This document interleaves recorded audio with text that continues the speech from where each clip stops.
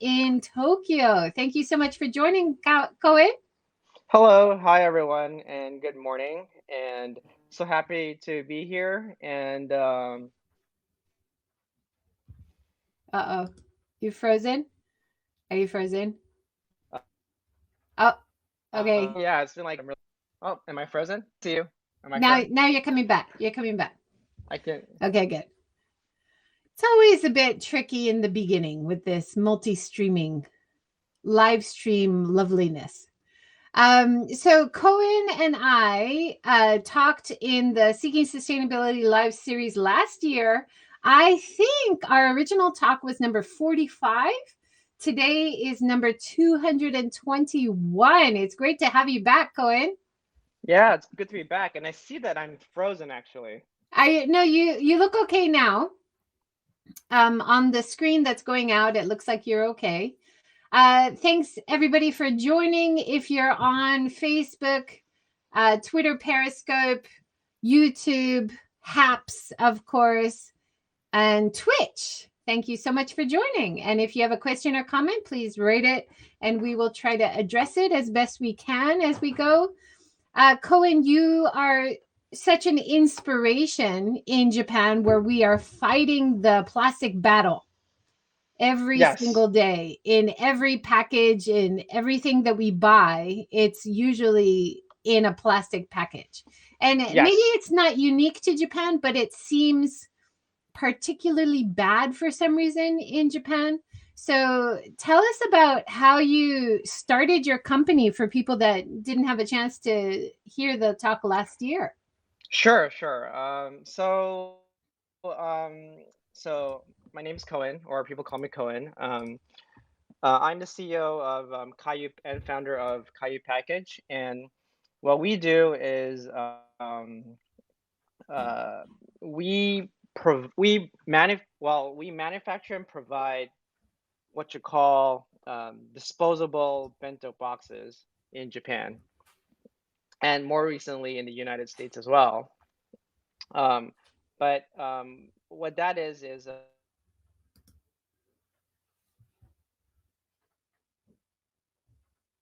Oh dear. You've frozen again, Cohen. So shall I pick up where you left off? We've lost Cohen for a minute. So his company is called Kayu Package, and they started not long before we talked last year. They started using the same distribution system that his family business had been using for a long time. So the boxes are made very ethically in Indonesia, I believe, out of wood, and they're sent to Japan. They have a great distribution network in Japan. They're starting to get more traction as the plastic issue becomes more well known. And I hope we can get him back. Oh, Cohen. And now they've just started distribution in the US as well. So that's very exciting. So hopefully we can get him back and we can hear all about it. Oh, dear. Cohen, where are you? Okay. While he's trying to get back on, I'm going to introduce some of the recent can you guys hear and see me okay? Just let me know if there's any issues with hearing it and seeing me, and I will keep going. Um, so recently in Japan, they have started collaborations with some very high-end companies. I think he's trying to get in touch. Hold on.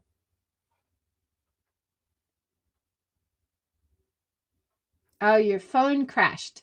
Okay, Corinne, try to get back on using your computer. Sorry, let me just message him. Hope we can get him back on. This is always fun with live streaming. Oh, I'm fine. Okay, thank you, Richard. All right, so Cohen on their website, Kayu Package, you can see here, this is their product lineup. Let me see. Okay, can you see that? So they're making these biodegradable wooden. They're still single use, but because they're made of wood, they're biodegradable. They're better if they end up in the waterways, they will decompose. These are all issues that we have with single use plastic that does not biodegrade if it ends up in the waterways. The system in Japan, of course, is most of the garbage, whether it's plastic or burnable, is burnt.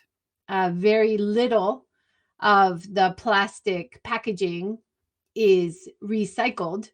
And what is actually recycled is less than 10%, between 10 and 20%. Even the plastic PET bottles, which everybody has the understanding that it's recyclable, is not really recyclable in actuality in Japan. So it's a big issue. I mean, plastic problems, big issue all over the world. There you are. Yes, I'm back. Welcome. You do look a little bit dark. Is there a light you can put? Yeah, I'm switching the camera Okay. between my screen and.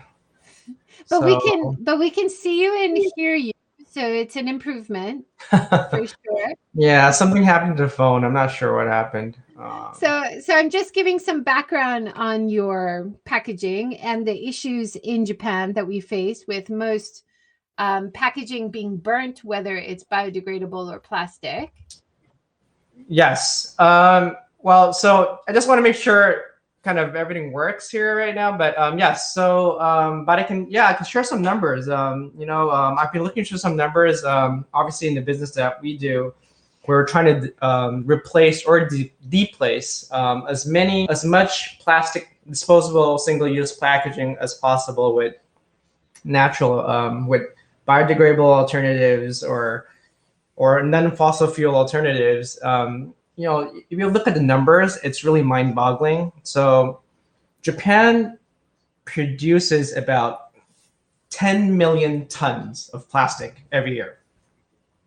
And about half of that goes, and out of that 10 million tons of plastics, some of them go into your electronic appliances, your cars, whatnot. But about half of that goes into packaging. It's ridiculous. If you think about 10 million tons and half of that is into packaging. Well, when we say packaging, it includes obviously your PET bottles, your tea bottles. It also includes your shampoos, all kinds of stuff, and also potato chips. So out of that, so about half. And a lot of the film, right? The very thin Yes. plastic film.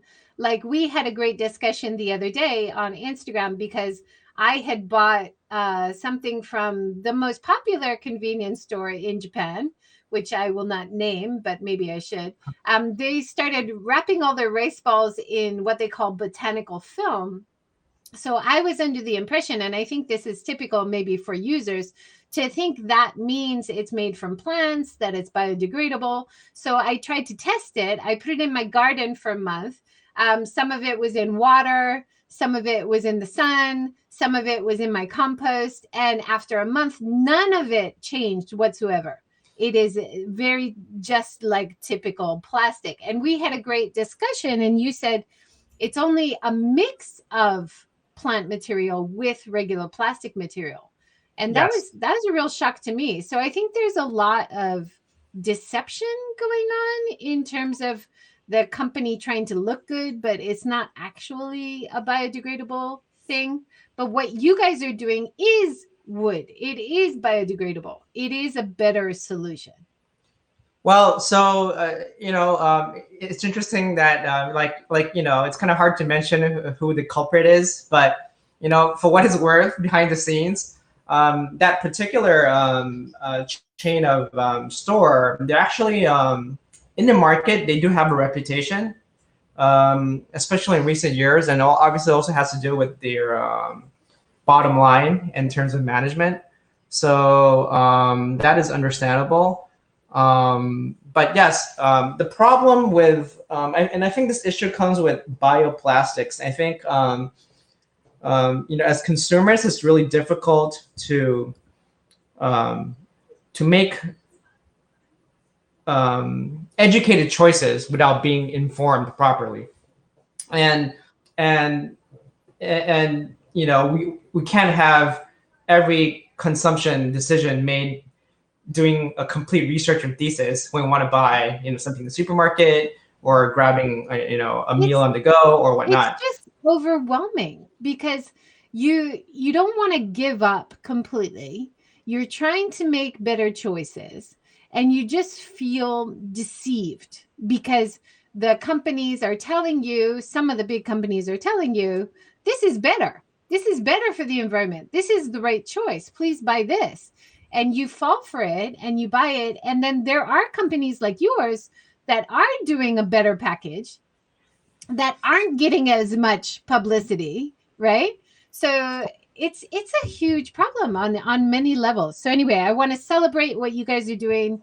You're doing a great job. You've got some stuff from Instagram. You said last year you reduced 10.6 tons of plastic. I love that. Yeah. So yeah. Well, thank you so much, and I think that's a great achievement to not just the team that I work with, but to all the people that actually chose our packaging versus plastic packaging. And I don't really, if I would really want to give credit to, I'd give credit to the restaurant or caterers, or they could be that are facing a really difficult time at the moment. But in spite of that, they still a conscious decision to say, hey, we don't want to use single-use plastic, so we find an alternative. And the difficult part about finding an alternative is, in most cases, it's more expensive than the conventional available product that's available.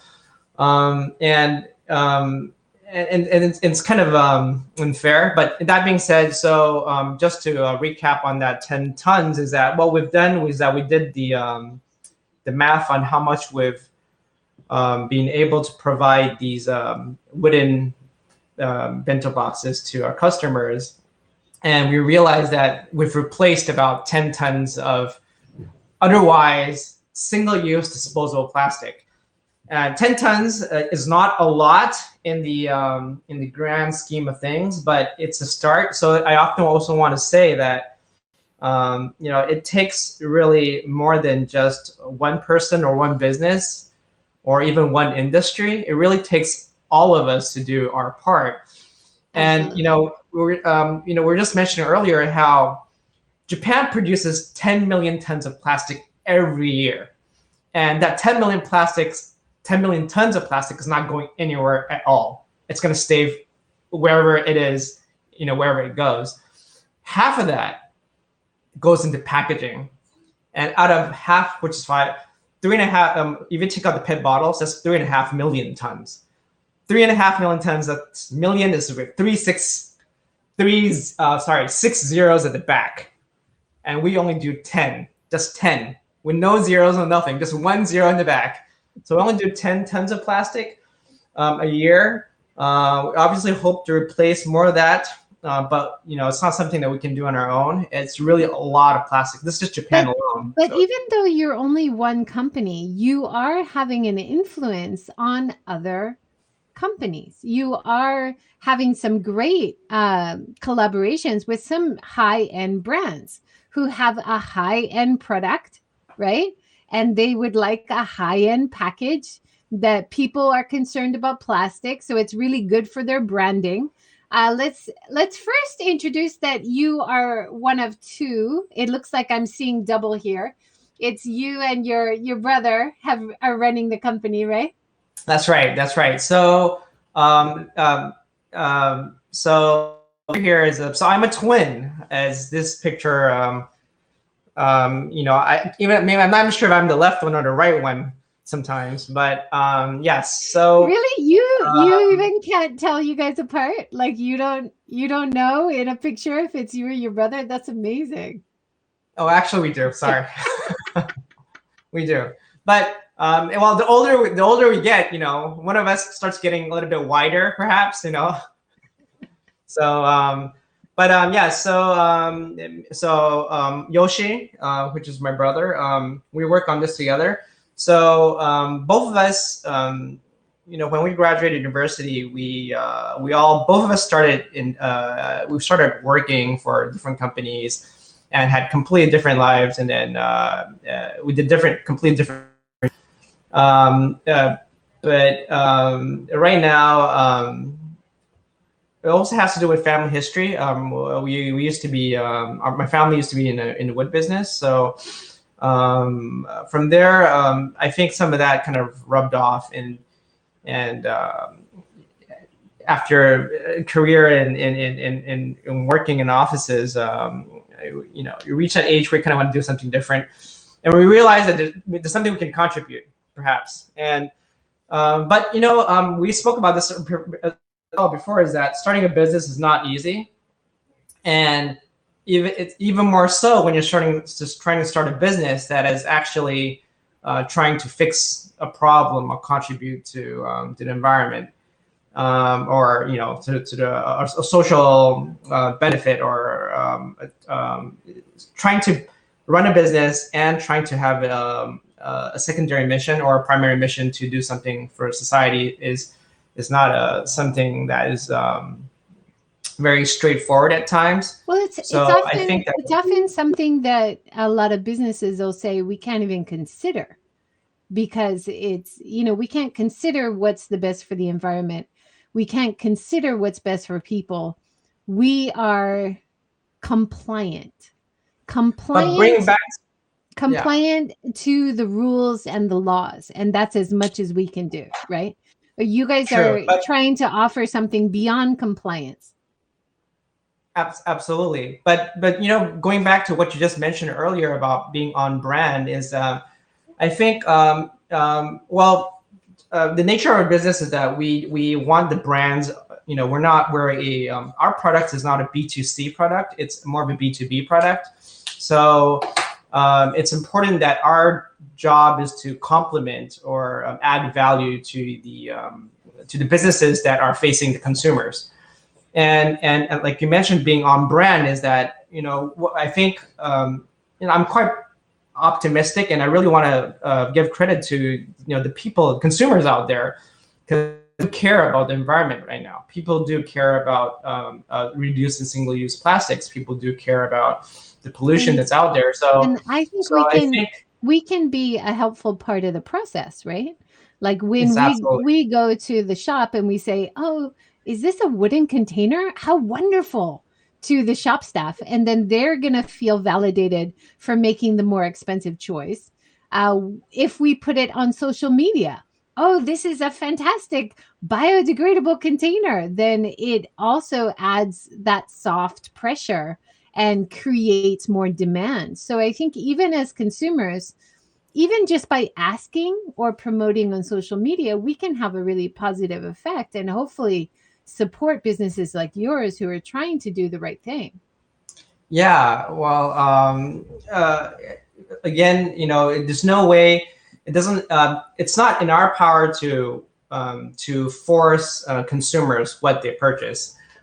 So consumers are making the decisions, making the decisions that the businesses are making. So it's like a democracy. It takes every purchase decision you do is a vote, and one vote might not feel much, but it's the majority that decides what the world is going to be, and every single vote counts, every single purchase counts. So awesome.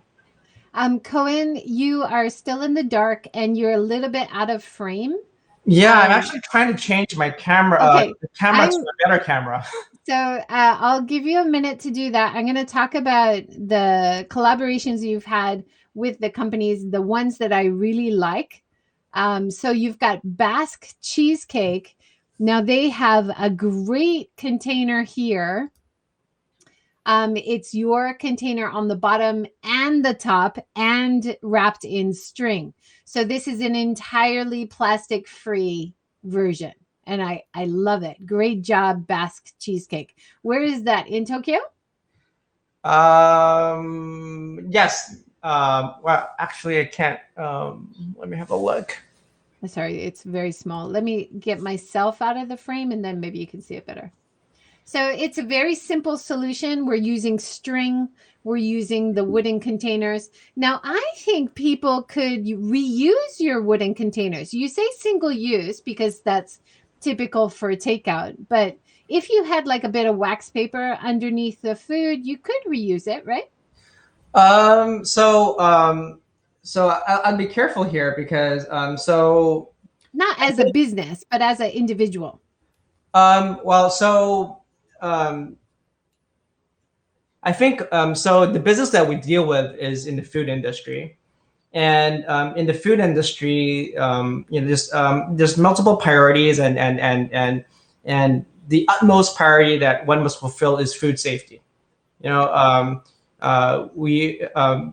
The safety of consumers and the food that people consume out of these containers are the utmost priority, and that would have above everything else, and that includes the businesses that are involved. They're providing the finished product to the consumers, and when we say the reason why a lot of products are, and this is the reason why people, and this comes to the discussion why disposable or non-disposable, why can't people use all recyclable or reusable reusable products, is because there are cases where food might go bad over time, whether there's residue or haven't cleaned it properly and whatnot. So, the thing I would advise consumers is that when they buy a product, is to follow the instructions. If it says consume before whatnot hours or over days or over 2 days, whatnot, try to follow those rules, because those are what are how those products are designed to be. And the flip side is that if you don't want to, if disposables are, you have option other than disposables, then you try to use products or ask the business to provide a reusable option. And reusable options mean that they are durable. They don't biodegrade. You can wash them. You can clean them properly and sterilize them before you use them. I do want to make a disclaimer because the problem with single-use plastics is that they have to. It's overkill to make a product that's plastics because it lasts forever. It's also overkill if you use something like steel and glass, because they are properly you can wash them, clean them, and whatnot. And people should use them when they can. The problem with single-use plastics is that because they don't biodegrade over a very long time. So what we do, the products that we design are meant to be, they essentially start breaking down right after your usage. And that's the whole point. Actually, that is the intention of the product, that, if you use them, you eat out of them, and you're finished with them, you chuck them away, whether that's in your bin or you've missed your bin. You had a bad shot, it drops on the road, whatnot. It will in a very short time start decomposing. So well, I would say because I do monthly cleanups at the rivers in Hiroshima or beaches in summer, we see a lot of plastic packaging that ends up in the rivers, and we don't usually see wood. And if you see wood, you don't worry about it, because if a sea creature is going to eat it or attach itself to it, it's not a problem because it's natural. It will biodegrade. But the plastics we want to get out of the waterway, because it is a problem, and it's going to continue being a problem for over 100 years, at least much longer than I'm alive. So I want to do my part. But if we only think about the cleanup at the end of the process, that's the big problem. So we want to figure out a way to create more demands for biodegradable, compostable solutions or reusable solutions that don't even need to be thrown away, right? Yeah, and you know what's interesting? Like, you mentioned that, I think over the years, especially these couple of years, I think, without a doubt, I think many consumers, or quite a majority of consumers, do prefer environmentally friendly packaging.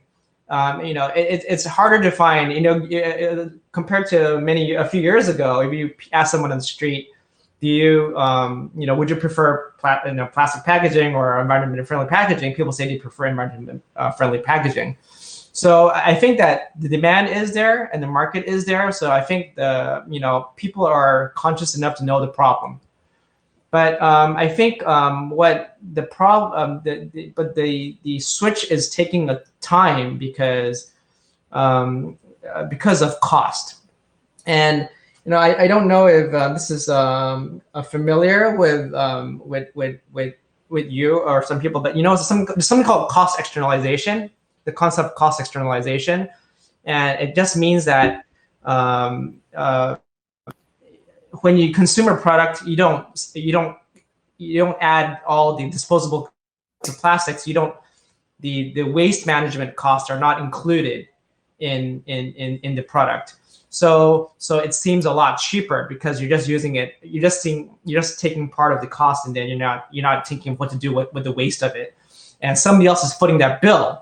And in the case of and what's interesting is that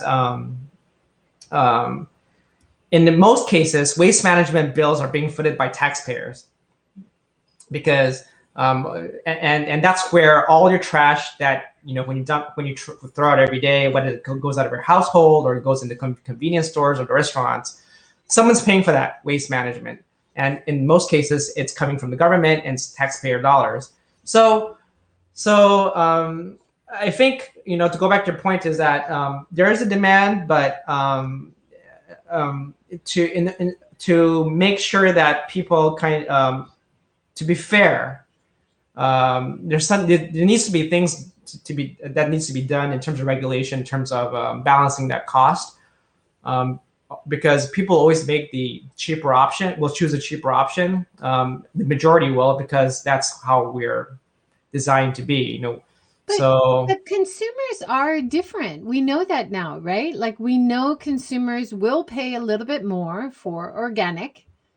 Consumers are more educated on organic, fair trade, now becoming more educated in terms of biodegradable, reusable, right? So these are terms that so many people are talking about. It's not just us, luckily.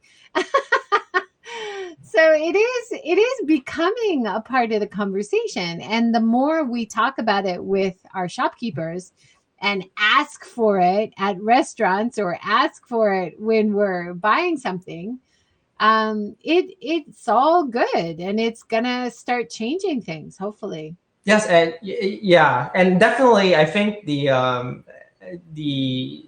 public opinion poll, even in surveys and polls, is that people do care, and people are willing to pay extra for the benefits, because the risk of chemicals in your body, or trash that are being trashed out. People do understand that these days, but I think to solve a 10 million ton problem, we need to scale it up.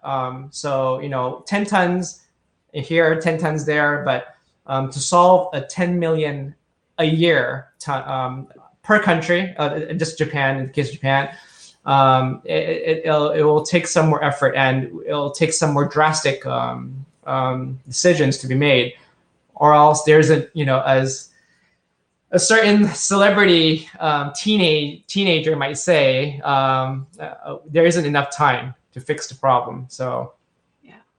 Are you talking about Greta? She's my hero.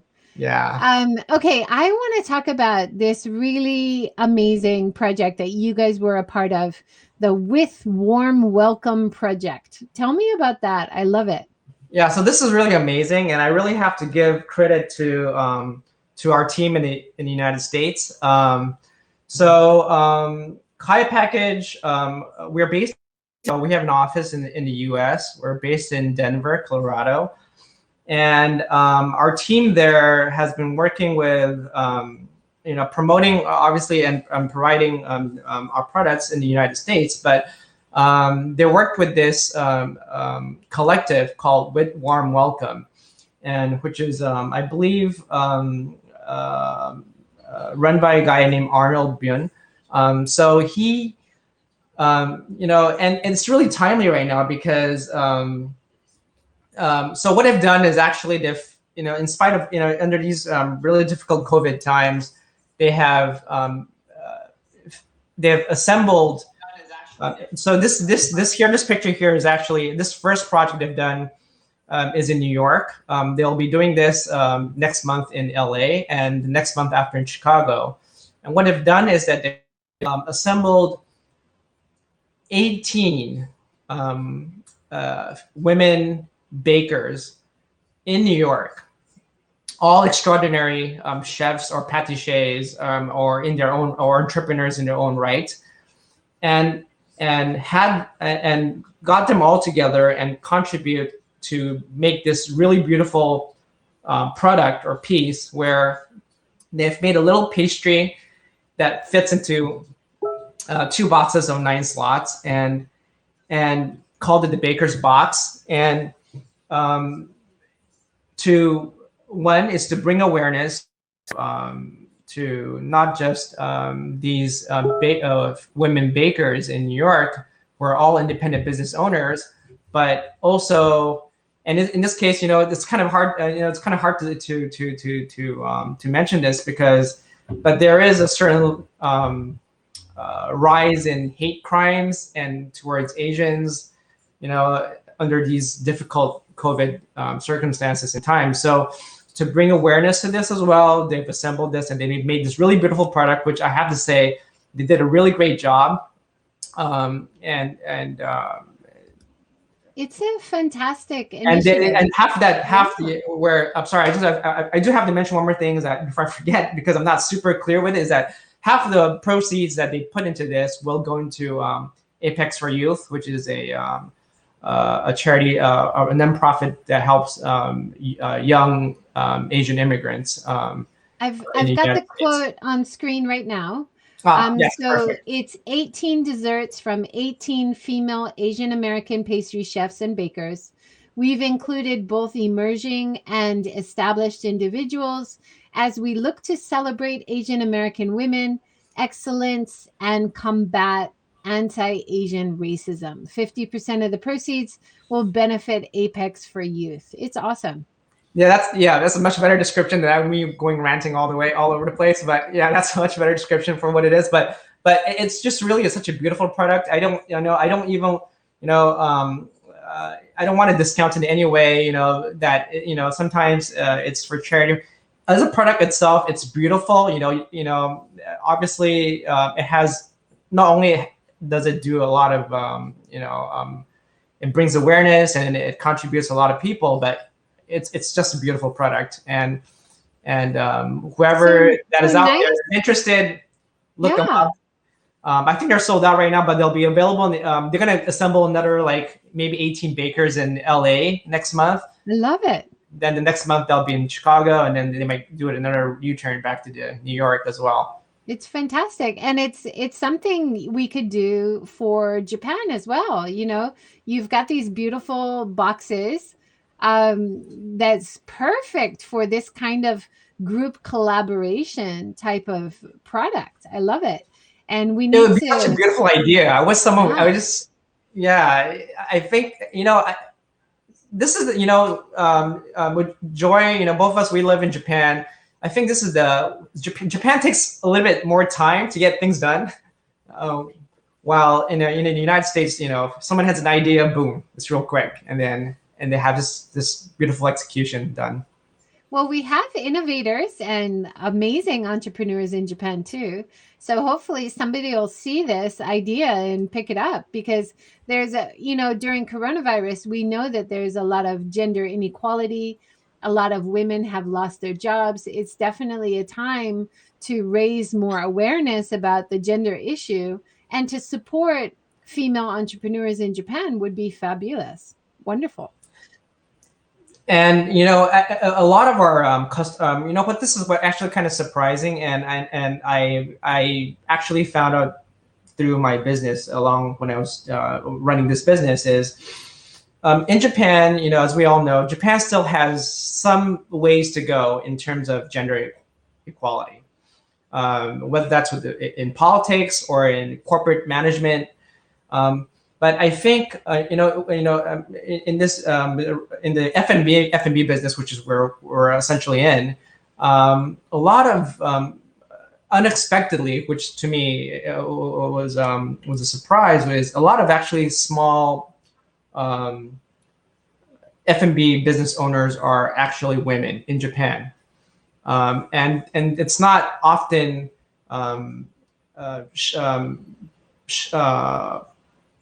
You don't see that often in the news, as because maybe the top, the multi-million-dollar, listed company CEOs might be men in general in Japan, but smaller business owners, a lot of them are surprisingly women, and in the F&B industry. What do you mean by F&B? Sorry, food and beverage. Oh, okay. Restaurants and. I feel like I should know that. Food and beverage. Yep. So yes, and I think that the in the food and beverage industry, and then what's interesting is that they are the ones who tend to be more. They care more about what they put inside the product that they make, which is like, let's say a bento or food or a dish, including the packaging, compared to where, and this also has to do with what consumers take as priority. If you're looking for just a fried chicken and a beer, you're not, it's not, you might not care so much about what's going into your food. But the ones that are actually pushing the industry forward, whether that is bringing local produce or organic produce, finding the unique non-frozen produce from farmers, whatnot.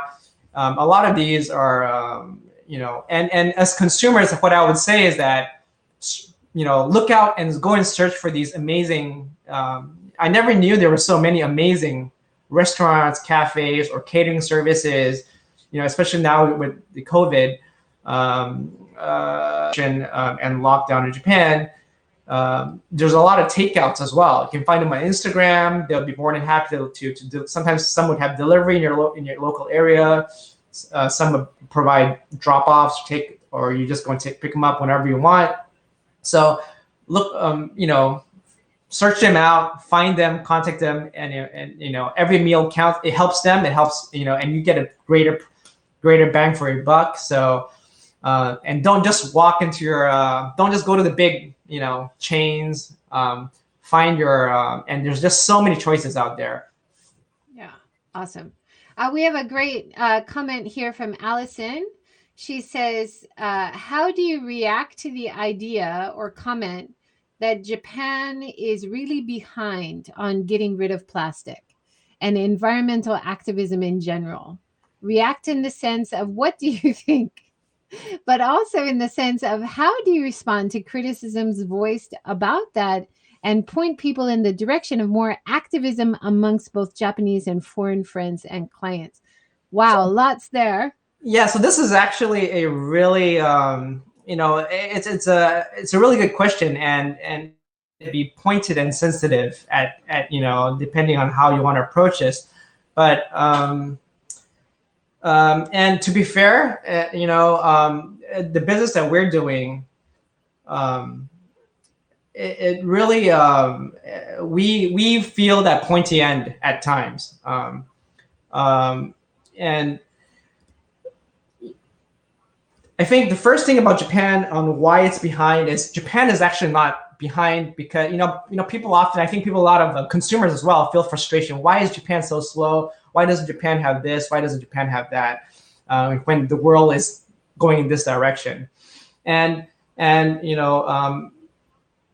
the short answer is it's a structural and systematic problem. And when I say structural systematic, it involves economic and political interest. That, whether that's the government or big corporations involved. And so it's, I wouldn't say they're behind. It's an intentional strategic decision that they've made for the country. But as consumers or as people, or who say, it's not just for you, the world's not for you guys to decide on how we want to consume or how we should live our lives or how you're going to,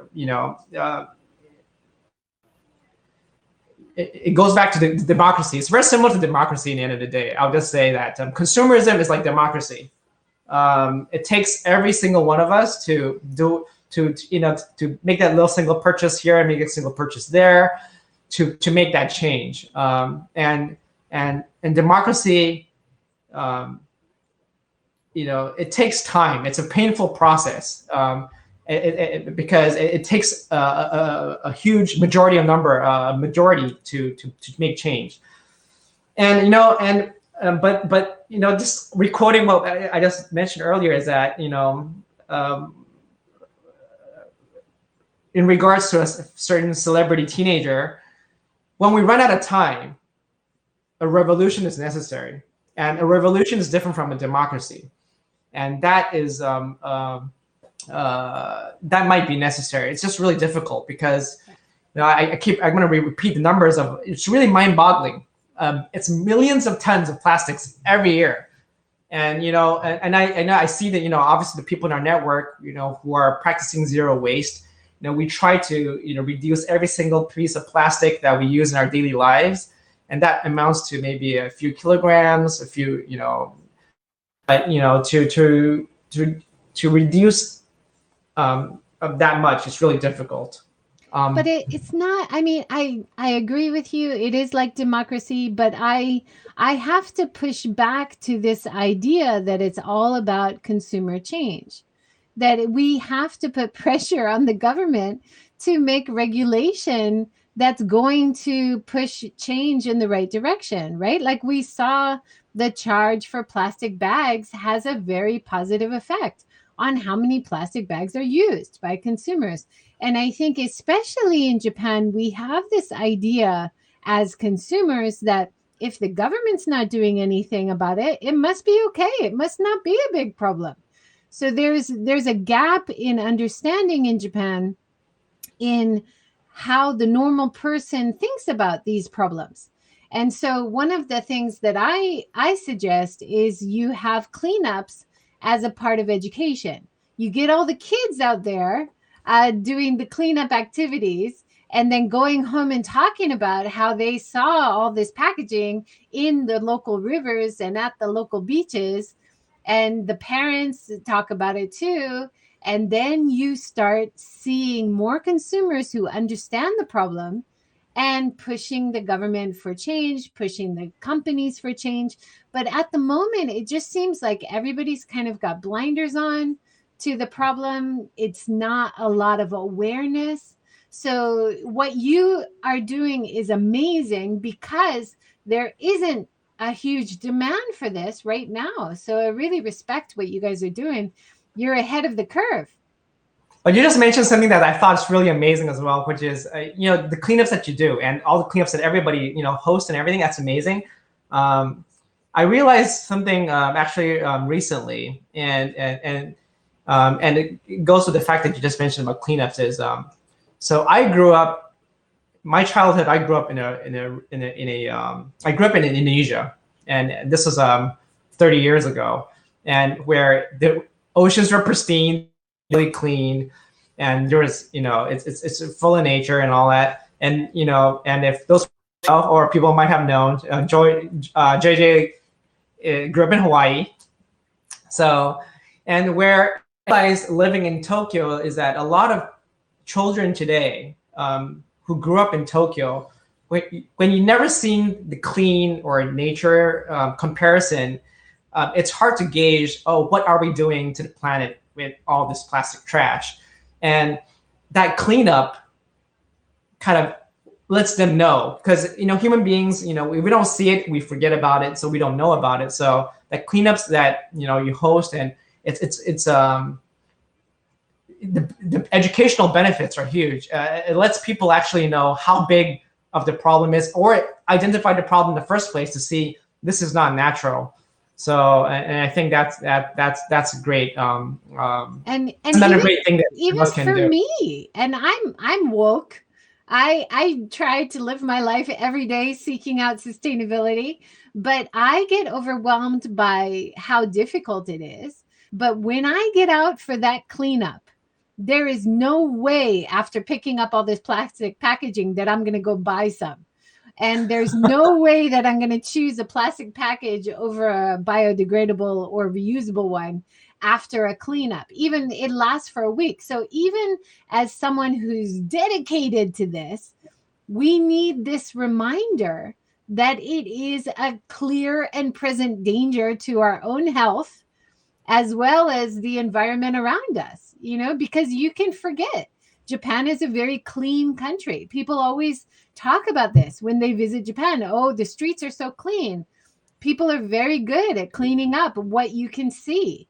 But when you go to the beaches where people aren't cleaning, when you go to the rivers where people just can't keep it off the rivers because there's too much of it, you see it. Exactly. And actually, there's this interesting project I heard. I can't remember which city is doing this, but and I thought it was a really fantastic idea. Is that they wanted to print the cost it takes to dispose a bag of trash on the plastic bags that are being distributed to what we use, and so it shows you how much money is being spent to dispose off that bag of trash that you've produced. And that's interesting because the reason why we are able to consume so much trash and not feel so much about throwing it out is because we don't have to deal with it. Somebody else deals with it. But just imagine if overnight, all your waste management services or whoever's collecting your trash just disappears overnight. It'd be hard to imagine how much trash you're willing to make out of your own home and when it has nowhere else to go. And I thought that was a really great, interesting project. And to bring back, I do want to leave some good news with the people in this network, is that for better or for worse, as we all know, perhaps some of us know, is that China has stopped taking in imported plastics. Japan, on average, had exported about 80 tons of plastic every year to China. Now, 80,000 tons is nothing compared to 10 million tons of plastics that they produce. But what's interesting is that 80 tons of plastic is just accumulating domestically, and there's actually nowhere else to go. So I think over the course of this year and next year, with the work of the Ministry of Environment, they're going to start bringing in more and more regulation to cap down on waste, whether that is to start charging more for their disposal, or you might be aware of this, that there's a new law that's being proposed by the government that will highly likely pass. It's somewhere in the lines of, you might have heard of this, it's called Extended Producers Responsibility, EPR, or extended producers responsibility, where producers of goods have to take responsibility of whatever happens to after they're being used. So I think all this will be making some progress this year. Whether it's not by choice but by circumstance. So I think over the course of this year, including the public sector and private sectors, are going to be making some changes. And I think that we will see some big improvements to the problem, because obviously I hope so. Yeah. Before we started today, we were talking about the carrot and the stick, right? Yes, exactly. So we And the we much need needed both. stick. We need both. We need incentives for companies to offer non-plastic packaging, and we need penalties, the stick, for Yeah. not following these good practices. It's like anything, right? And Yeah. the fact that plastic manufacturing, packaging, and so many things has seemingly no restraints, and all of the emphasis is on the consumer side of things, is a broken system. And they say the use of plastic is going up and up. There's going to be more plastic than fish in the sea by 2050. We need to slow it down or turn off that tap that just keeps feeding more plastic into our ecosystems and our lives and our bodies every day. It's scary. And like Greta Thunberg says, we have to act like our house is on fire for climate change. Well, nobody has this sense of urgency to fix the plastic problem. It seems it's all consumers, grassroots is starting to happen. People are starting to demand it from the bottom. But where is the sense of urgency for plastics coming from the top? I don't see it yet. Yeah. Well,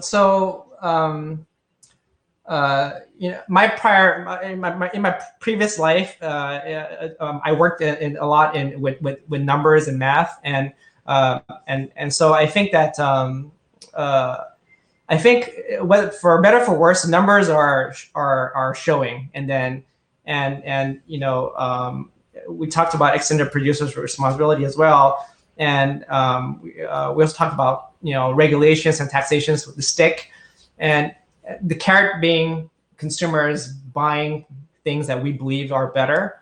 So and this goes back to supporting business that you believe are doing that are better for society.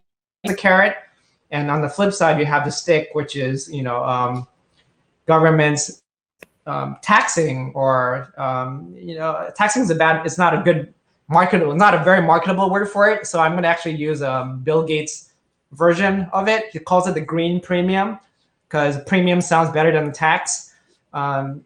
But it all falls under the concept of cost externalization.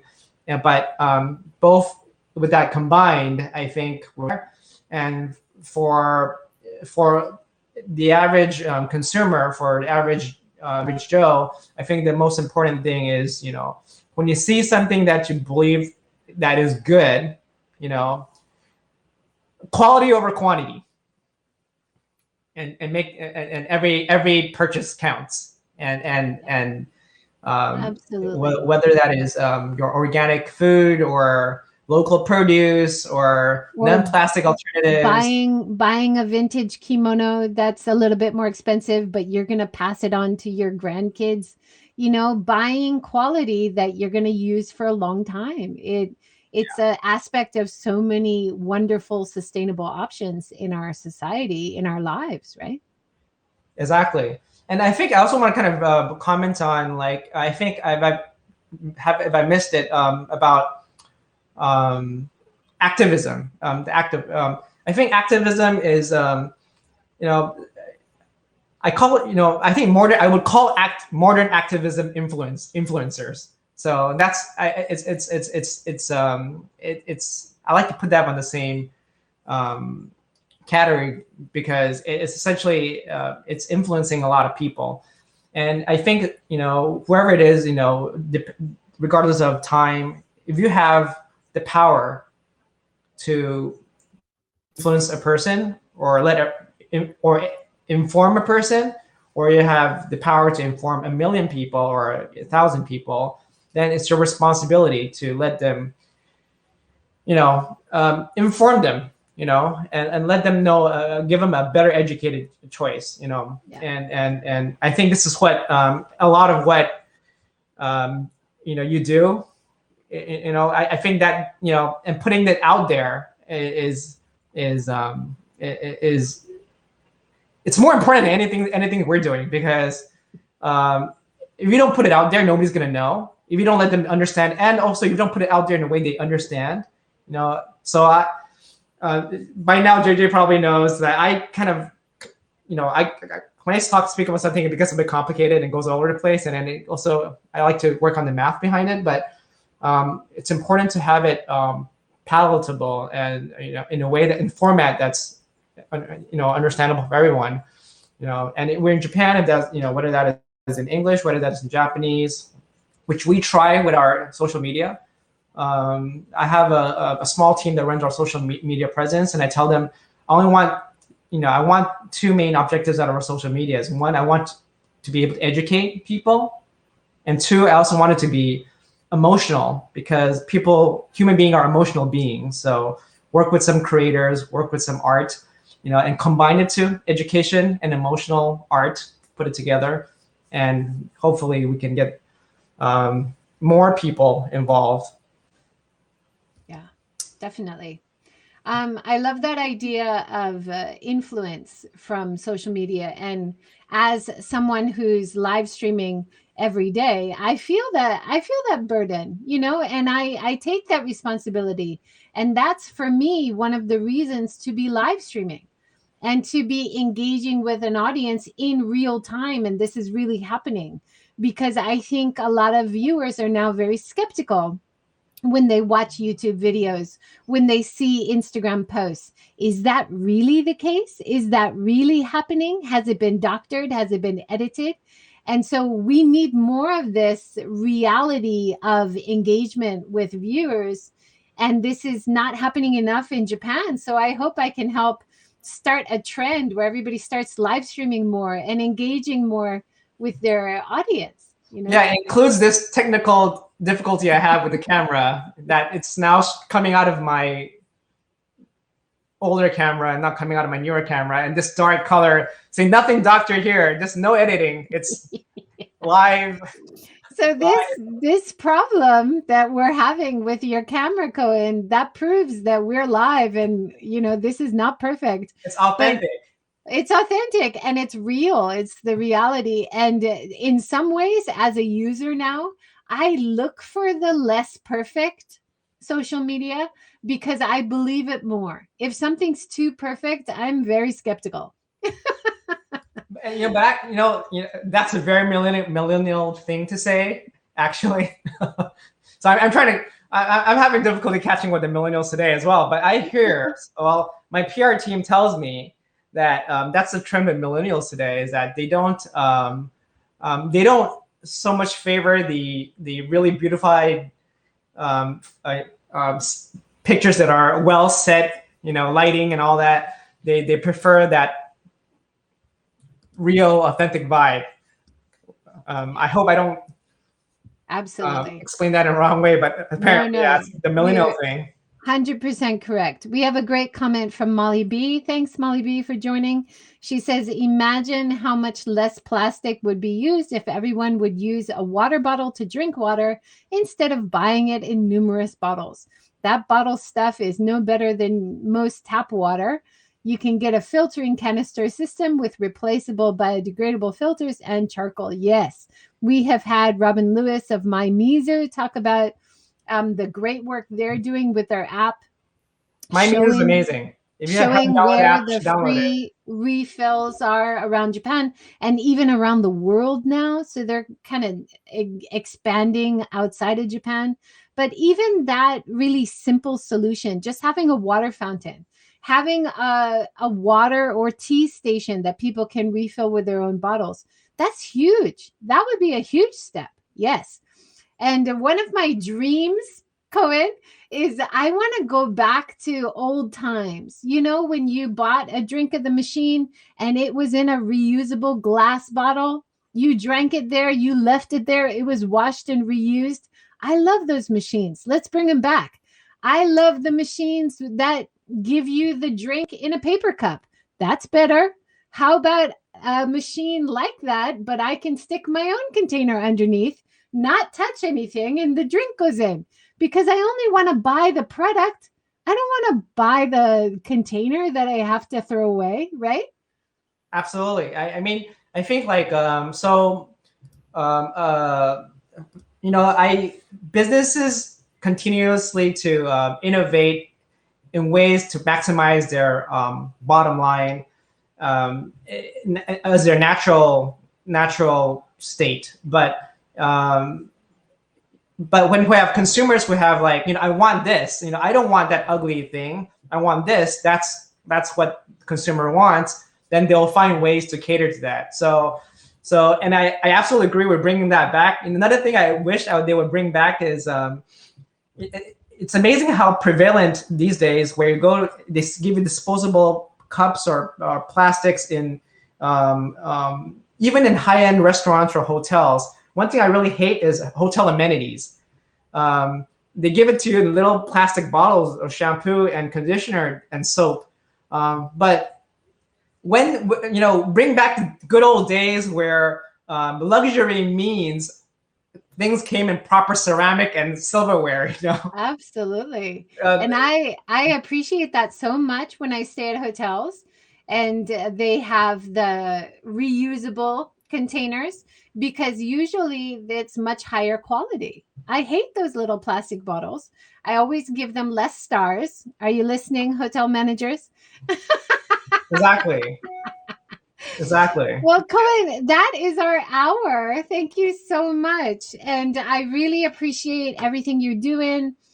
Please don't give up. Please keep up the good work. I'm really excited that you guys are in the US now too, much bigger market.